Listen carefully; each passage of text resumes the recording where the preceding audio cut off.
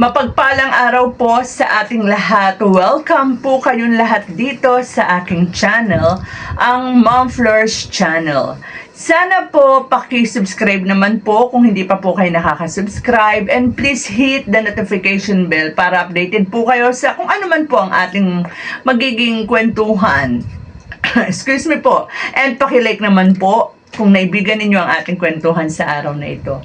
Well, sabi nga po ni Kalingap Edu, tama na po, move on na tayo, back to normal. And since nakita naman natin yung mga vlog ni Kalingap Rob, puro mga good vibes, no?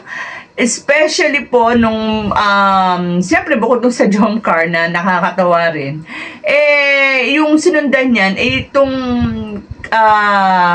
love team na talagang kinagigiliwan din ng marami, no? Alam niyo po bang itong love team na tinutukoy ko, ang dami rin pong natutuwa dito. Good vibes po kasi ang hatid.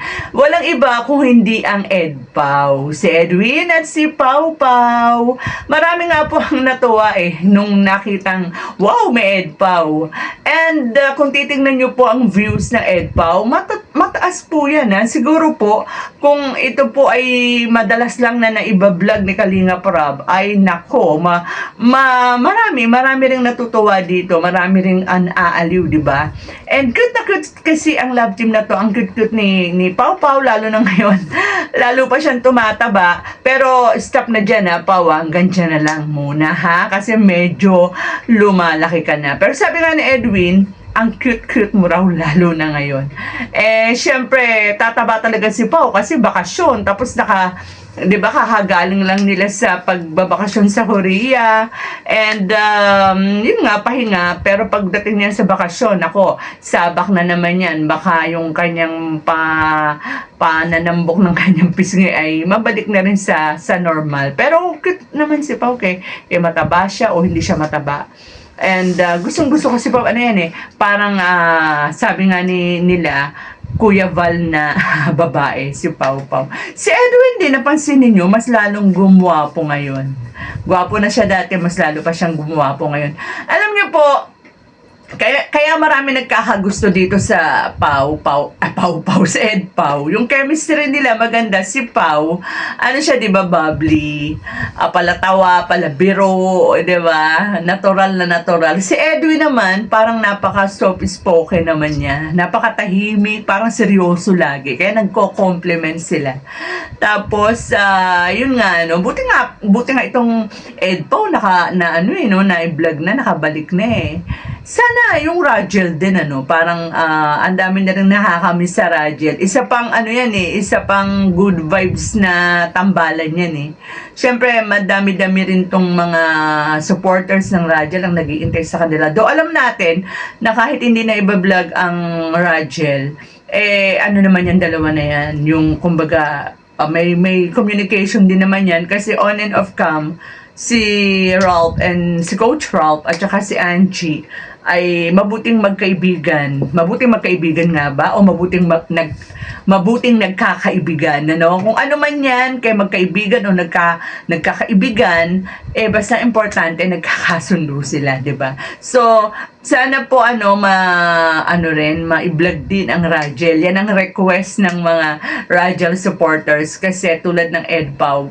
nakakapaghatid din ng katuwaan at pang-alis stress. Bagay lahat naman ng love team Kaya syempre may mga kanya-kanya silang mga inaabangan. So, going back po sa Edpau, talagang kitang-kita natin na halatang-halata nga ang pagka-miss ni Edwin kay Pau Pau. And kasi kahit na nasa lighthouse sila pareho o nasa bahay sila ni Kuya Val, hindi rin naman sila lagi nagkikita kasi si Pau, 'di ba? Kahit na ngayong bakasyon, hindi rin na halos napipirmi sa bahay kasi 'di ba, nabanggit ko kanina, nag-Korea sila. And then marami ring mga gawain si Pau sa simbahan, sa church nila.